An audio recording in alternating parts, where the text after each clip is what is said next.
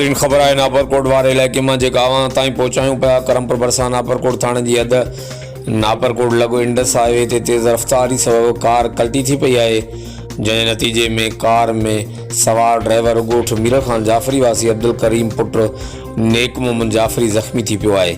इतला ते इलाइक़े वासियुनि हादसे वारे हंधि पहुची पुलिस जी मदद सां हादसे जो शिकार कार मां फाथल ड्राइवर के कड़ी इलाज लाइ करमपुर अस्पताल मुंतकिल किया है। हादसे जो शिकार कार के बाहर कढियो वियो आहे, जॾहिं त हादसे सबबि कार के शदीद नुक़सान पिणु पहुतो आहे। हर वक्त आगाहण लाइ ॾिसंदा रहो GTN वेब न्यूज़ नापरकोट।